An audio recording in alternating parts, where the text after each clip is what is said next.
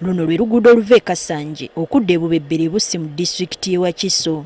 Olw'okuba lugatta ekizinga ku lukalu, abantu abakozesa oluguudo luno batubuulidde nti olw'embeera gye lulimu basanga okusoomoozebwa kw'amaanyi okulukozesa. Bagamba nti bwe gutuuka ku balimi abasomosa ebirime byabwe ssaako n'abakyala abazaala ne gujja bagira. Aliva koolaba bavuga buno obwato ne bugenda ne baddayo ebintu e Bussi era ne baddira wano okugwana e Bubebberi. Okusala okuva wano okutuuka e Kasanje nga kibi nnyo omukyala ng'atuuse mu biseera nga byakuzaala. Ekkubo nga bbi, ekkubo lirimu ebi. Wabula bano bafunye akamwenyu ku matama bwe bafunye amawulire nti oluguudo luno luli mu nteekateeka y'okulukola okusobola okugatta Kasanje ku kizinga ky'e Bussi.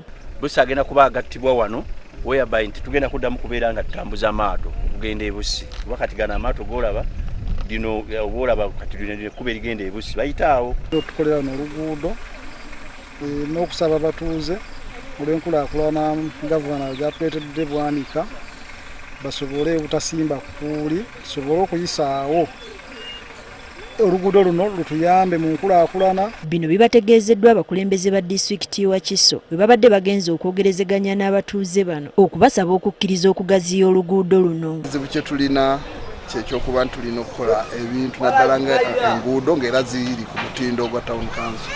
Era buli kye tutunuulidde kyakulaba nti enguudo ez'ettaka tuuka ekiseera tubeere nga tuzifuma bufumi.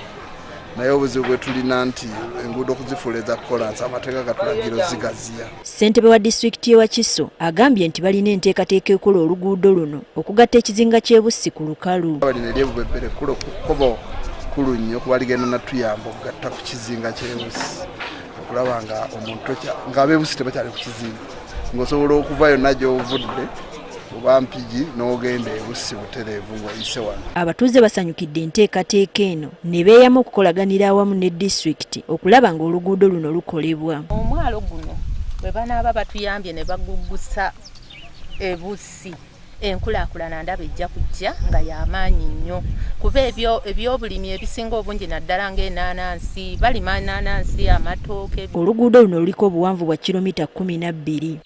Teddy Nakaliga, Agafeeyo ku Spark TV.